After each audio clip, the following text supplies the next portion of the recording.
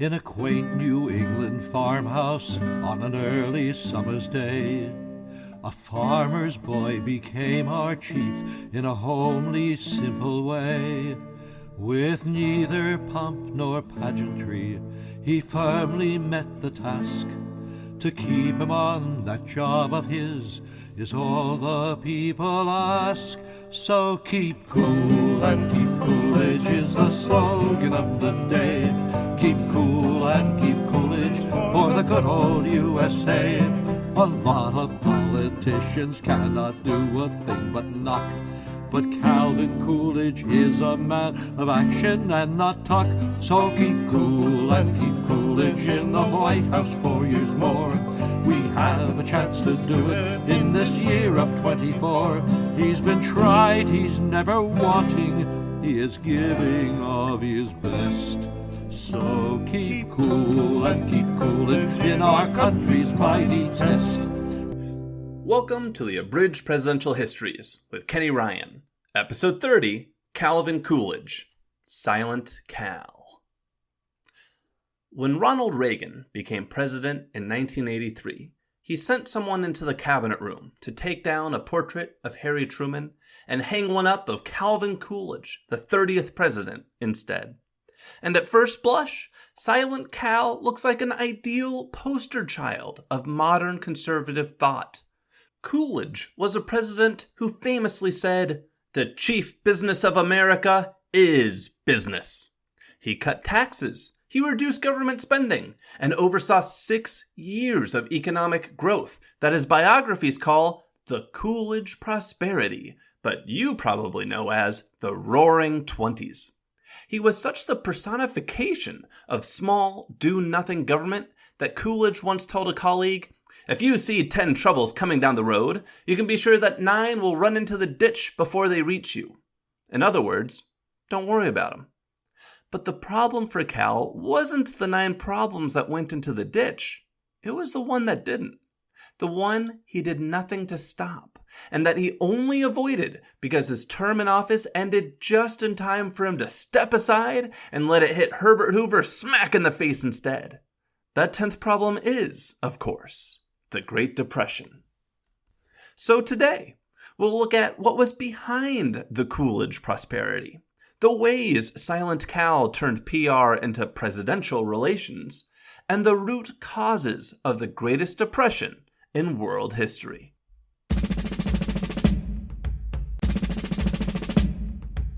John Calvin Coolidge, that's right, his name is John, was born on July 4th, 1872 in Plymouth Notch, Vermont, to Victoria Coolidge and John Calvin Coolidge. That's right, his father had the exact same name as his son. They were both John Calvin Coolidge. And they must have realized this was confusing because Daddy-O went by John and the son went by Calvin their entire lives. So, Calvin Coolidge, son of John Coolidge, was born and grew up in Plymouth Notch, Vermont, a small village of farmhouses that didn't have gas lamps, running water, or coal furnaces. It was a Spartan childhood spent helping Calvin's strict father, John, around the farm, building fences, tapping trees for syrup, and so on. And it didn't get any more comfortable after Cal's mother, Victoria, died in 1885 when Calvin was just 13. The thing is, Coolidge's father was a hard-working man and a dedicated public servant, the sort who asks for few comforts, demands maximum effort, and gives the same in return. In addition to running the family farm, John Coolidge served every local elected role imaginable. He was a selectman, a school commissioner, a tax collector, a constable, a deputy sheriff, a state representative, and a state senator. As we will see, he definitely served a role model for his son Calvin. In 1891, Calvin went off to college at Amherst. He failed his initial entrance exam, got another year of education elsewhere, and then got accepted to Amherst after that with the help of his schoolmaster. And I'll be honest, With college tuitions what they are today, knocking out your basics at a cheaper university or community college might be the norm pretty dang soon. But back to Calvin. Coolidge graduated from Amherst in 1895 and then apprenticed at a legal firm to study law. But what he really ended up getting was an education in politics. The law firm Calvin signed on to specialized in the mundane. Literally, the boring lawsuits and legal work that somebody has to do, but nobody wants to do, which is so Coolidge. It was a drip of work that kept the firm's partners employed so they could focus on their real passion, politics. Calvin soon followed their and his father's footsteps by winning election to the Northampton City Council with the help of his law firm's connections in 1897. And he never strayed far from politics again. For the next 30 years, Coolidge methodically climbed every step of the political ladder. And I mean every step. 1 year as a clerk of courts here, 2 years as city solicitor there, another couple years as mayor somewhere else. You get the sense he'd have run for dog catcher if the position existed. He only lost once. A 1905 race for a seat on a school board, but he won election to the state legislature the following year and kept on climbing. In 1903, he met a woman named Grace Goodhue, a University of Vermont graduate and teacher at the local school for the deaf. 2 years later, they got married. They had a pair of sons together, John and Calvin, in 1906 and 1908, and that is right. John Calvin broke the streak of John Calvins by splitting the difference and naming one son John and the other son Calvin, which is one way to name your kids, I guess. Calvin raised his family much as his father had raised him, strictly and frugally. The family didn't own a car, even though they were now normal. And his phone line was shared by all his neighbors, as in zero privacy. Theodore Roosevelt's sharp-witted daughter Alice once said Coolidge looked as if he had been weaned on a pickle. Calvin's sons, John and Calvin, remembered John Calvin, I still can't get over these names, for being a strict father who teased their insecurities.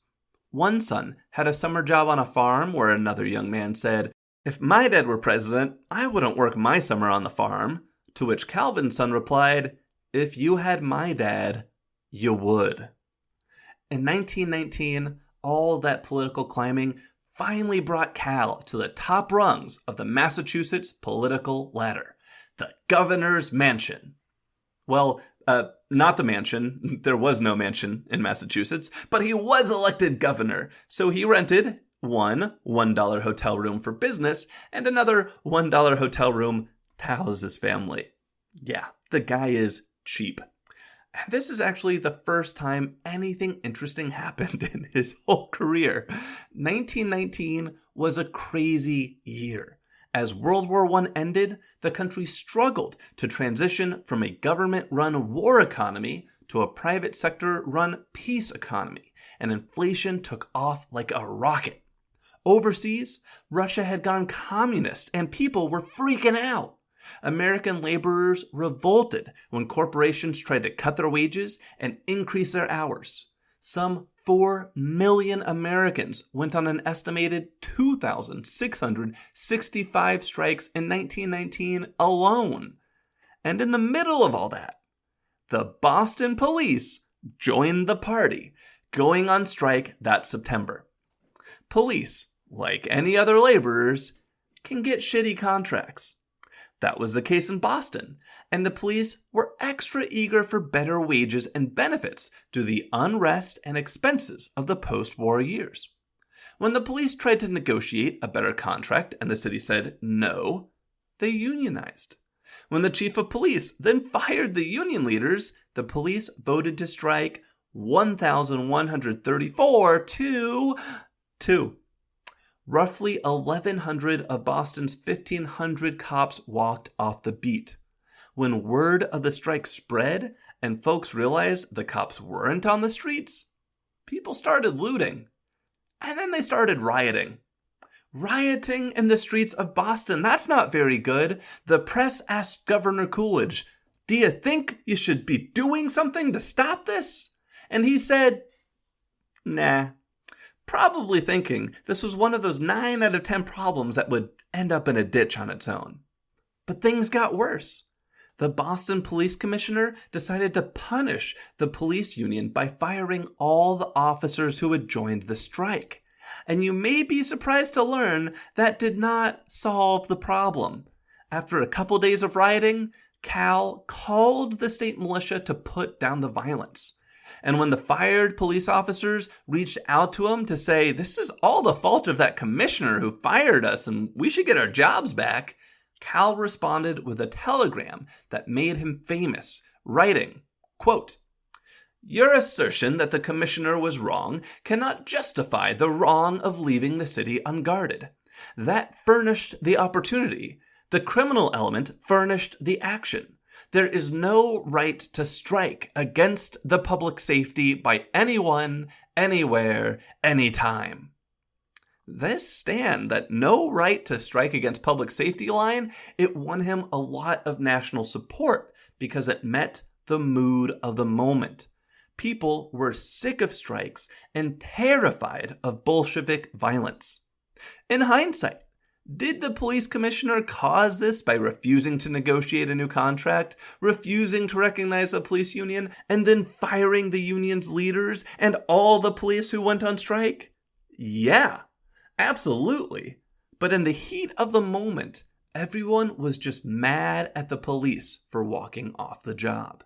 And so, Silent Cal, whose whole mantra could be summed up as, "When you see a problem, don't fix it," was suddenly a hot name, getting favorable press around the country just in time for the 1920 GOP convention.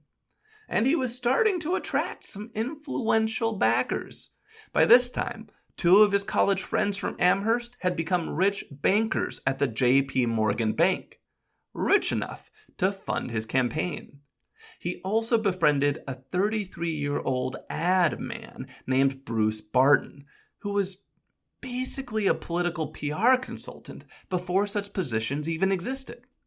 Barton is such a 1920s guy. In 1925, he wrote a book titled The Man Nobody Knows that said Jesus Christ was the world's first CEO, and pushing this idea that Christianity wasn't about helping the poor, it was actually about getting rich. Which, well, I'm not Christian, but I'm not sure which part of the gospel he was reading. To help Coolidge's 1920 candidacy, Barton wrote a number of puff piece articles that got passed off and published as if they were unbiased journalistic profiles, helping cement Cal's image as a member of the great silent majority before that team even existed. Despite this support, Cal never made much of a wave for president during the 1920 convention. In part, this was because Massachusetts Senator and old Theodore Roosevelt ally Henry Cabot Lodge split the state's delegates with his support for Roosevelt's old friend, the former Rough Rider and presidential contender Leonard Wood. But after Harding was nominated, the party's attempts to impose a vice presidential nominee on the convention were drowned by a revolt on the floor. As various party leaders and loudmouths vied for control, it's not entirely clear why, but Cal's name became the loudest shouted from the floor. And those shouts became a flood that nominated Coolidge for VP by acclamation. Just like that, Calvin Coolidge, the quiet and austere Vermonter who had dedicated his life to civil service, was named the GOP nominee for vice president. A few months later, Calvin and Harding won the general election, moving Cal to Washington, D.C. And that's where most expected Cal's story to end. Because remember, the vice presidency has long been considered a joke. Woodrow Wilson's vice president, Thomas Marshall, the outgoing guy, he liked to tell a joke that went like this. There was once a man who had 2 sons. One of the sons went to sea and drowned, and the other was elected vice president. Neither son was ever heard from again. But Coolidge was more involved than most VPs. Harding invited him to participate in cabinet sessions, something that was nearly unprecedented. Thomas Marshall, who I just mentioned, he had presided over Woodrow Wilson's cabinet when Wilson was off negotiating the end of World War I in Paris, but that's it. Coolidge was usually quiet and rarely participated in these cabinet meetings, mind you, but he was kept up to speed on the challenges and opportunities the executive office was dealing with.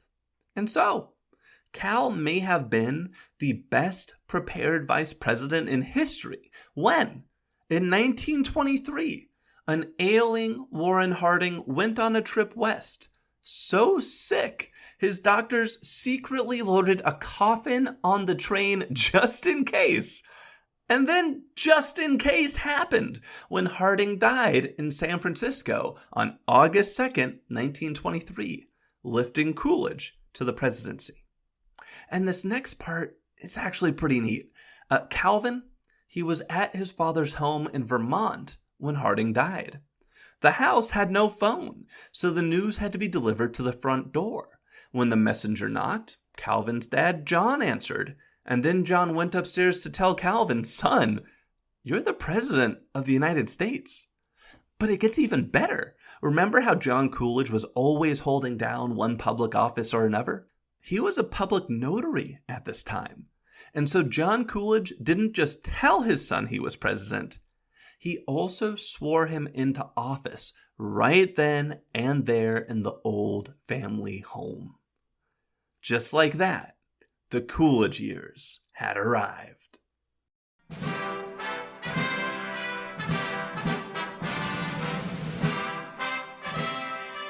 And so, on August 2nd, 1923, 51-year-old Calvin Coolidge, Silent Cal, the famously quiet public servant who hadn't really done anything of note to date, became the 30th president of the United States of America. But what did the world and the country look like when Coolidge became president? Let's look around and see.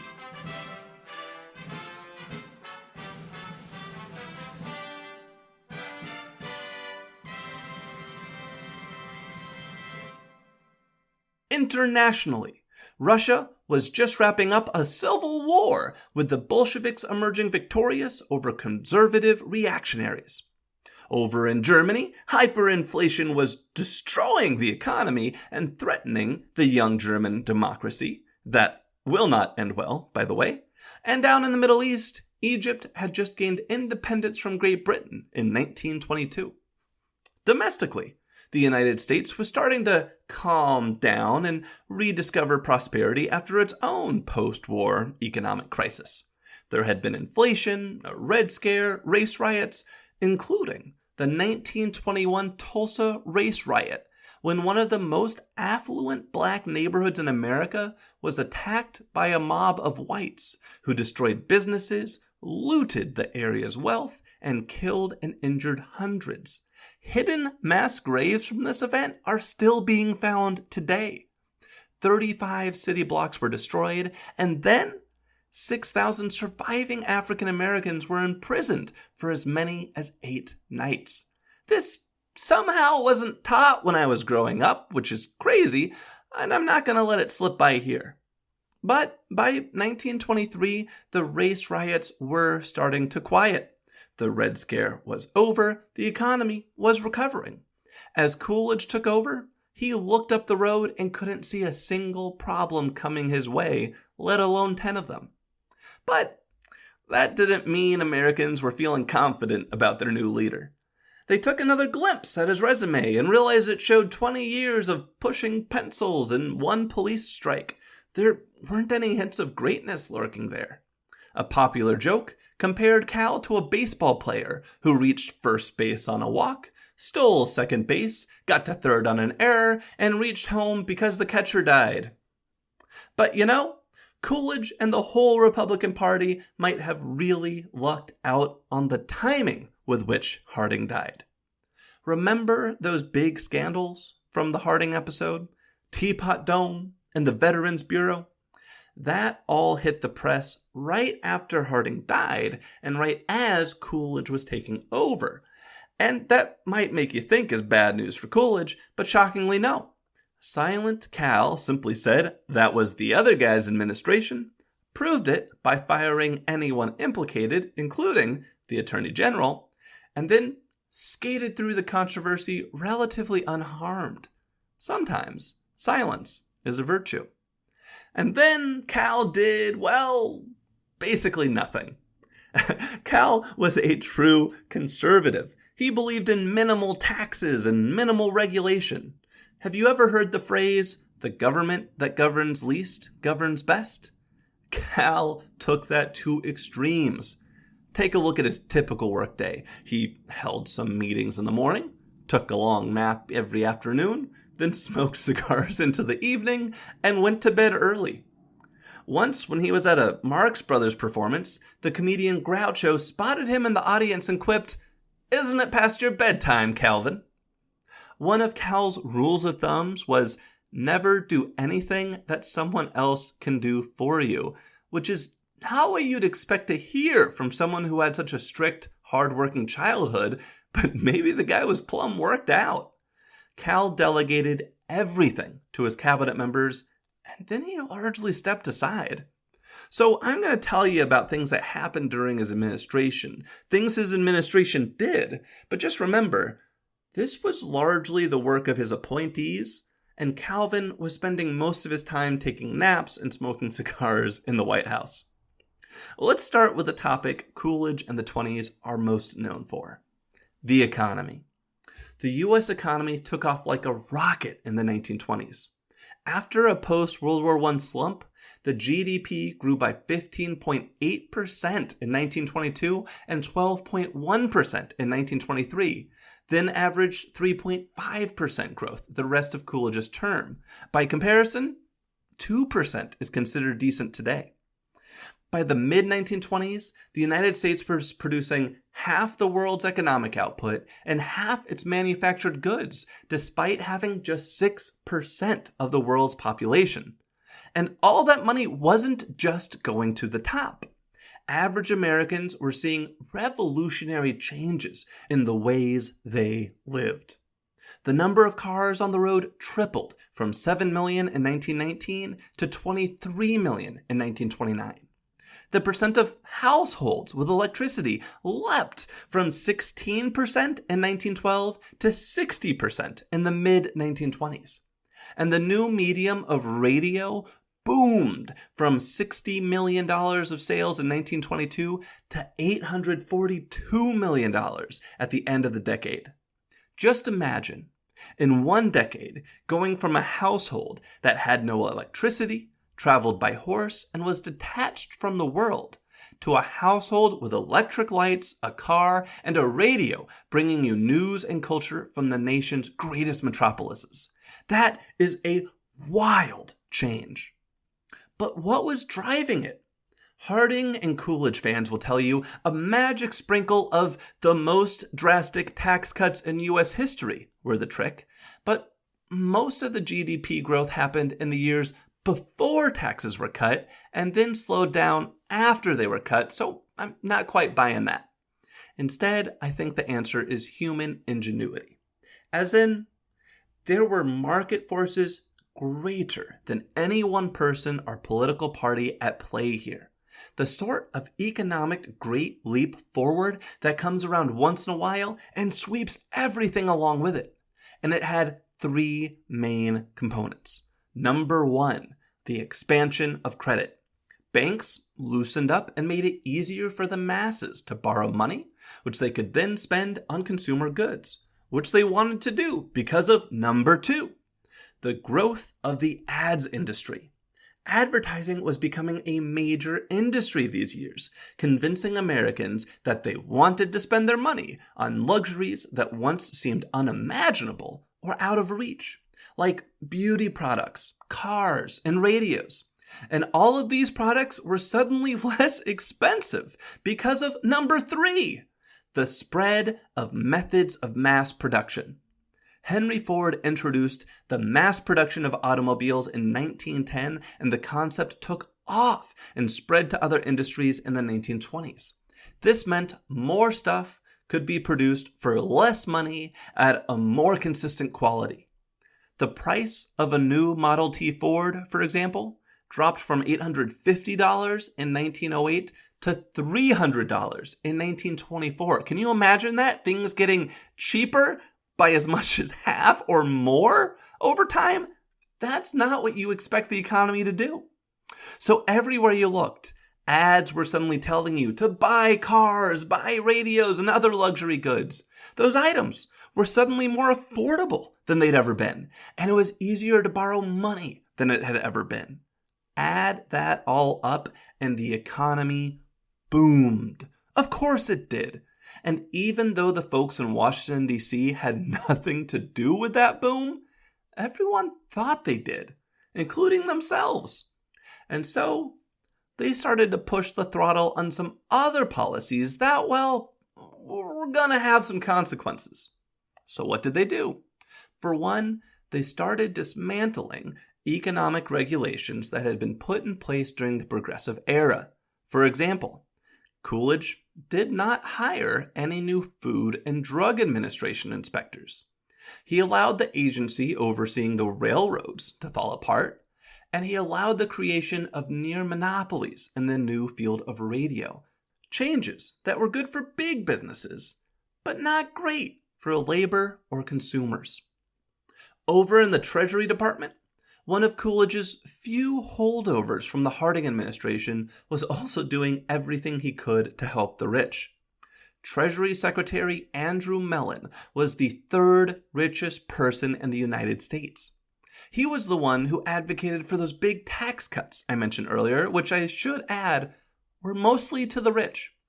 Mellon cut taxes for the Americans making more than $200,000 a year from 73% to 25%, while he cut taxes for the poorest Americans from 4% to 1.5%. So this was absolutely being felt more at the top than at the bottom. But that's just the above-the-board stuff Mellon was doing to help the wealthy out. The Senate did a little digging during the 20s and found Mellon had given $3.5 billion of rebates to big businesses, including some he had financial interests in. He also returned $80 million of inheritance taxes to the heirs of some of the nation's largest estates. This is basically Mellon saying that the biggest businesses and richest Americans didn't really have to pay all their taxes, but everyone else should.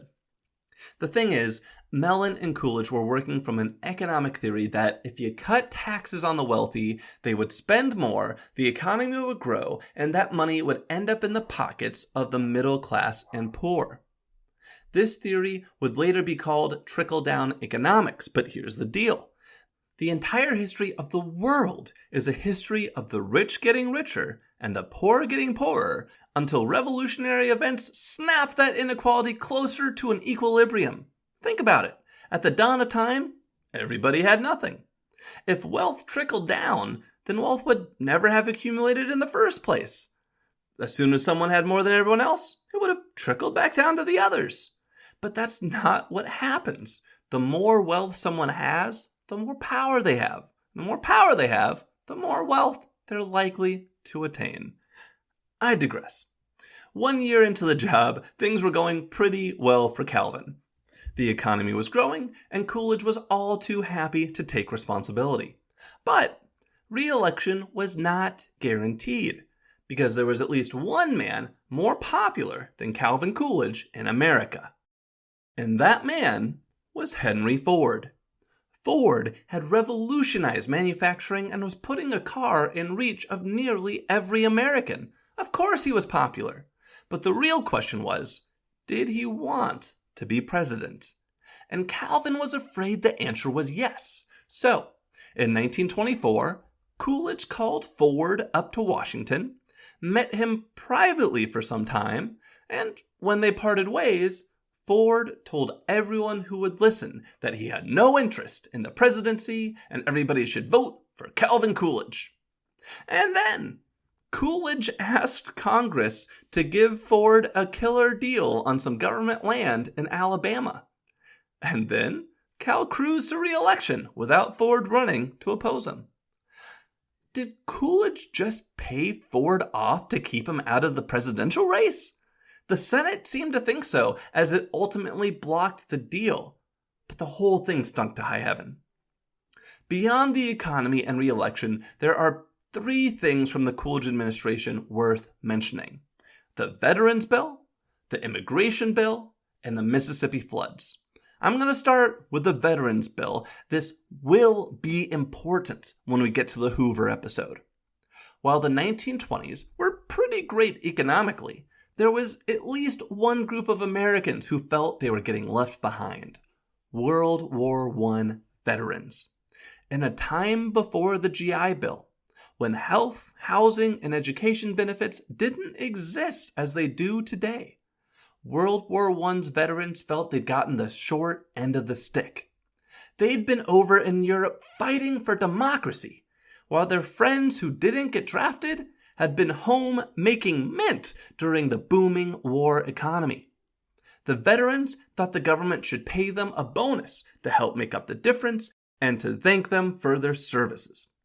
And this wasn't a novel idea. I mean, you might remember Civil War veterans received a hefty post-war pension when Benjamin Harrison was president back in the 19th century.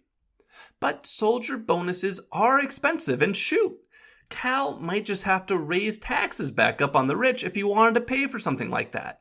So he opposed the Veterans Bill and vetoed 2 versions of it that were passed by the Senate in 1924, saying, quote, "Patriotism bought and paid for is not patriotism," which is a hell of a way of saying we shouldn't have to pay our troops.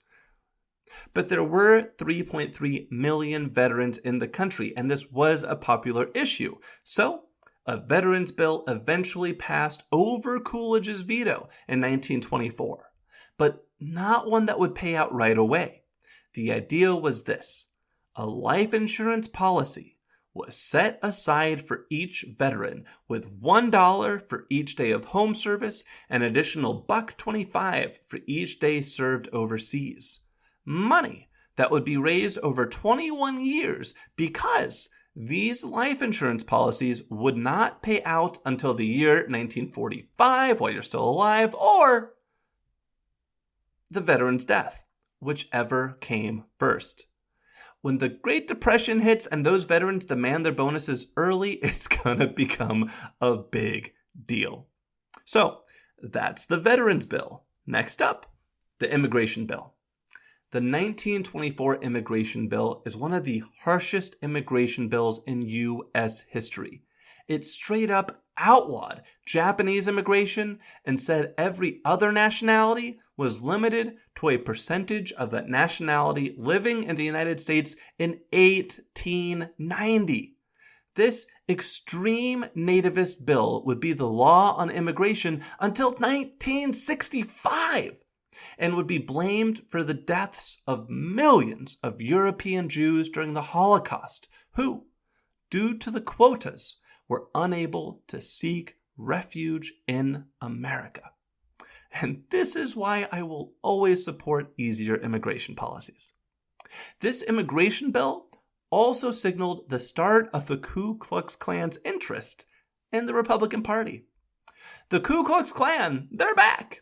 They had originally been a bunch of white terrorists intent on subjugating the freedmen after the Civil War until President Grant crushed the organization in the 1870s. And they were gone. But then, in 1915, a Methodist preacher in Stone Mountain, Georgia, brought the Klan back to life. By the 1920s, the Klan was having a major resurgence, and not just in the South. Anywhere white Protestants were unhappy with minorities, Jews, or Catholics moving in, the Klan set up shop. Klansmen saw the GOP passing restrictive immigration laws and said, you know what would be great? Corrupting the party of Lincoln. Governors and state legislatures of both parties owed their elections to the Klan's support around the country. And in some areas, the Klan resumed its violent history of lynchings, beatings, arson, and brandings. This was, unsurprisingly, a political challenge for both parties. While most political leaders found the Klan repugnant, both parties realized they had Klansmen in their ranks and among their constituents, and they feared the political costs of condemning the Klan. In 1924, that election that Henry Ford stayed out of, the Democratic presidential nominee did eventually condemn the Klan after much pressure, and then he challenged Coolidge to do the same. But Coolidge refused to do it, and he never would. Even when 40,000 Klansmen marched past the White House in 1925, Coolidge never brought himself to say a bad thing about the Ku Klux Klan. So, that's the immigration bill.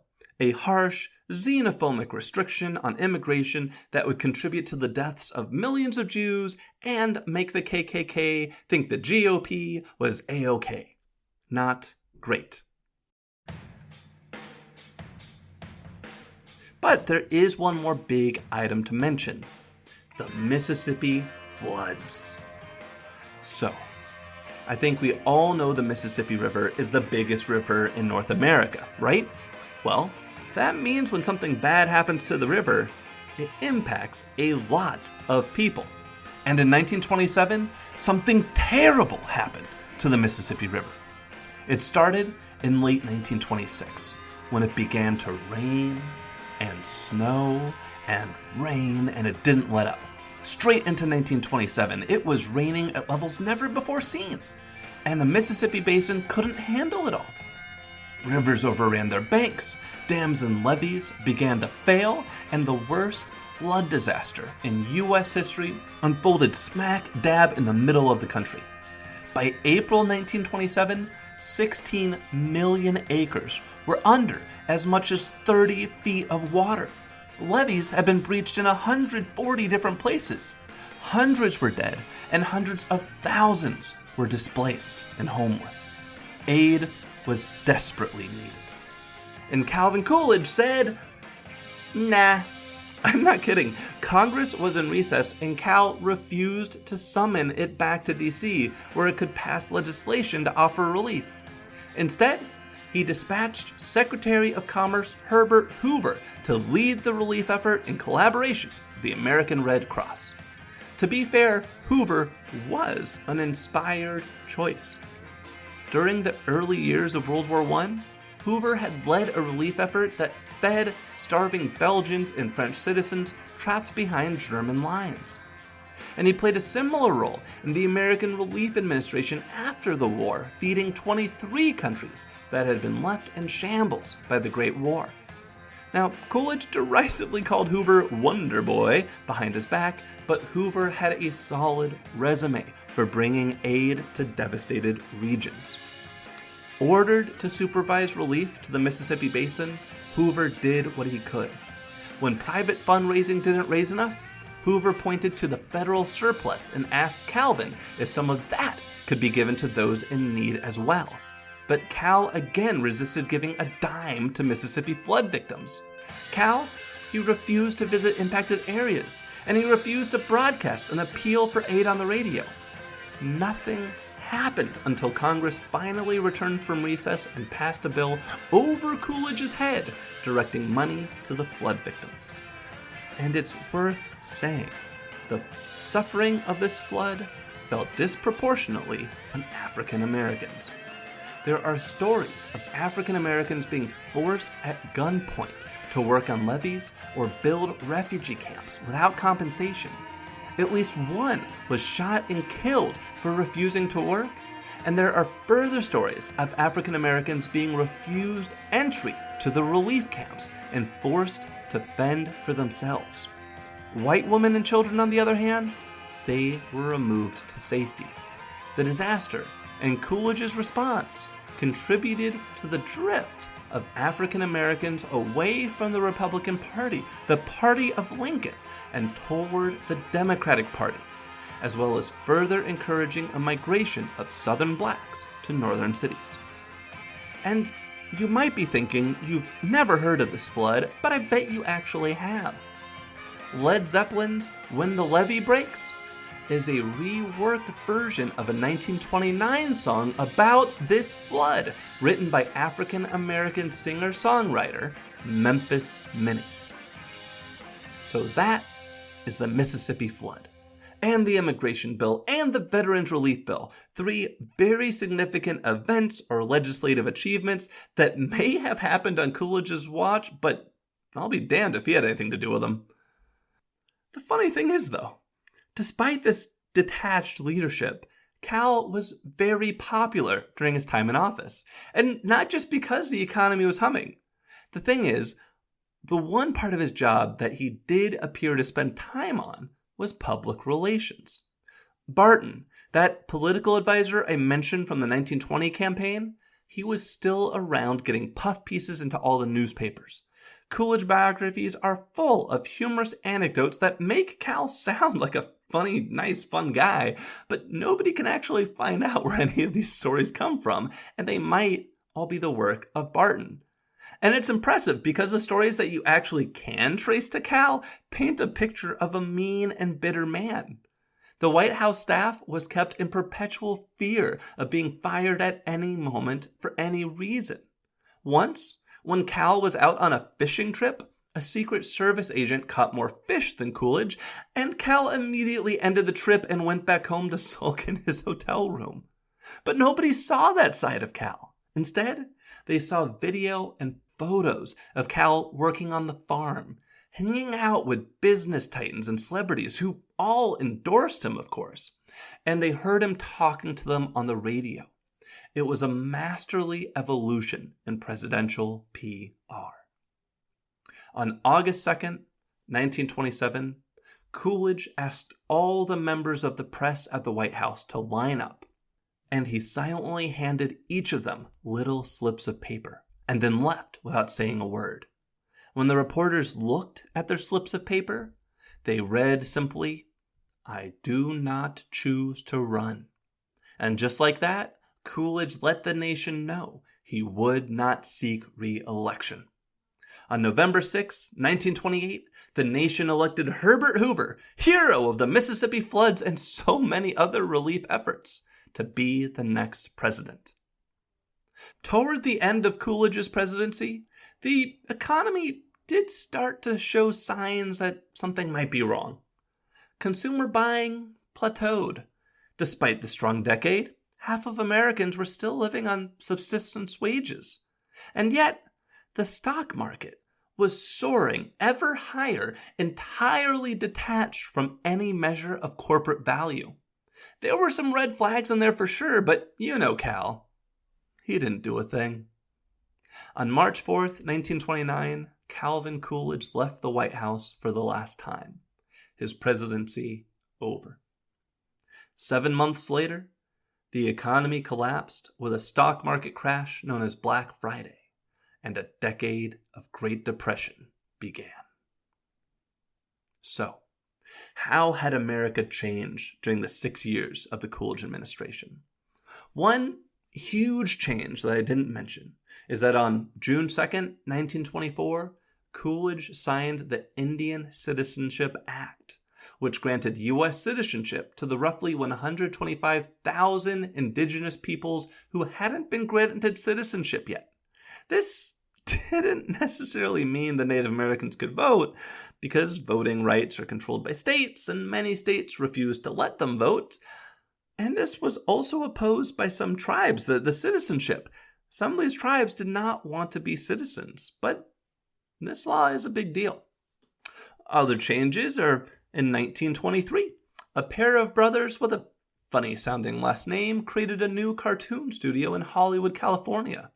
The last name was Disney. You might have heard of it. Also, the cheeseburger was invented in 1924 when 16-year-old Lionel Sternberger of California put a slice of American cheese on a hamburger at his father's Pasadena sandwich shop, and wow, was that a good idea. Internationally, remember that German hyperinflation I had mentioned earlier? About that. The German hyperinflation was making it hard for Germany to pay its war reparations from World War I. So, in 1924, a Chicago banker named Charles G. Dawes was put in charge of a reparations committee to sort this out. The plan he came up with was this.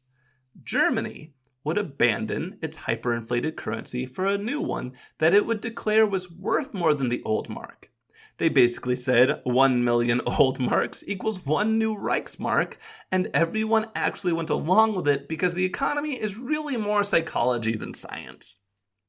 France and Belgium, which had occupied part of Germany over its delinquent payments, would evacuate those areas, and the West would loan Germany $200 million, which could then be used to pay Germany's existing debts back to the West, which of course created new debt for Germany in the process. And this set up a system where the US is loaning Germany money that Germany paid to the Allies in the form of reparation payments so the Allies could pay off their World War I debts to American banks. This would, for the most part, be how Germany paid its reparations and how the Allies paid their war debts until the Great Depression sent it all tumbling down in 1929. Oh, and in January 17th, 1929, Calvin Coolidge signed the Kellogg-Briand Peace Pact, a treaty his Secretary of State had negotiated with dozens of other large nations, including Germany, that outlawed war. Which is why we've never heard of another war being fought anywhere anytime since. Great job, Cal! Cal lived another 4 years after his presidency ended, and he never could understand why the Great Depression happened, or how the country might get out of it. He mostly stayed to himself in Vermont and avoided the limelight. When FDR, who Coolidge considered a socialist, was elected in 1932, Coolidge told a friend, "We are in a new era to which I do not belong." A month after that, January 5th, 1933, Cal suffered a fatal heart attack while changing in his bedroom. His wife found him dead on his back. He was 60 years old. If you're going to remember Calvin Coolidge for anything, I think you remember him for being possibly the luckiest president in U.S. history. I'm not kidding. Who gets as lucky as Coolidge? First, he became president by accident because he was VP when Harding died. Nobody actually thought Coolidge should be president. He only made it in as a fluke. Second, there were 0 international wars or crises, and when the Great Mississippi Flood did hit, the most destructive flooding disaster in U.S. history, he didn't do a thing and somehow got away with it. Just ask George Bush what happens if you don't handle disasters perfectly today. Third, the economy was booming the entire 6 years of his administration. There were 0 hiccups. It was all gravy train all the way. And fourth, he left office just before the Great Depression hit, dodging that bullet by a matter of months. Nobody gets that lucky. As for what lesson in leadership can we learn from Cal? Let's address this whole "if trouble is coming down the road, don't do anything" philosophy. Now, it's not healthy to be trying to fix everything in the world because you can't fix everything in the world, but it'll also do you no good to never try at all. So here's the lesson. Whenever you see something wrong in the world, ask yourself one question. Can I do anything about it? If the answer is yes, do it. If the answer is no, then it's okay to have a moment to channel your inner Calvin Coolidge and let yourself not worry about it. What's important is finding that balance. Learn when to worry, when to delegate, and when to let things go. Nobody can take on everything and stay sane. Thank you for listening to today's episode of Abridged Presidential Histories. If you enjoyed it, please subscribe, tell all your friends and family about the show, and leave a 5-star review on your podcast listening platform of choice. You can also follow the show on Facebook at Abridged Presidential Histories or on Twitter at APH Podcast. If you'd like to support the show, you can look it up on Patreon or go directly to www.patreon.com/Abridged Presidential Histories. This helps me buy books and pay to host the show. And thank you so much to everyone who's contributed so far. The music in today's podcast is a public domain recording of the United States Army Old Fife and Drum Corps and When the Levee Breaks by Led Zeppelin and Memphis Millie. The intro music was a recording of Oscar Brands from Smithsonian Folkway Records. The primary biography for today's episode was Calvin Coolidge by David Greenberg. In our next episode, I'll talk to David Greenberg about how Silent Cal mastered the budding art of public relations and the 1920s evolution in advertising to sell himself to American voters, and just how much credit or blame he deserves for the Roaring '20s and the Great Depression. That's next time on Abridged Presidential Histories. Are you interested in some additional presidential history from the early days of the Republic? Go check out the Presidencies of the United States podcast, hosted by Jerry Landry. I recently joined Jerry for a pair of episodes about the life of President James Madison, with a special focus on his 8 years as Secretary of State for Thomas Jefferson. At the end of the episodes, we ranked how Madison did as Secretary of State, and I was surprised by the results. You can find those episodes on the Presidencies of the United States podcast, episodes SATT 15.1 and 15.2, James Madison Part 1 and James Madison Part 2. Happy holidays, folks. Hope you're all doing well.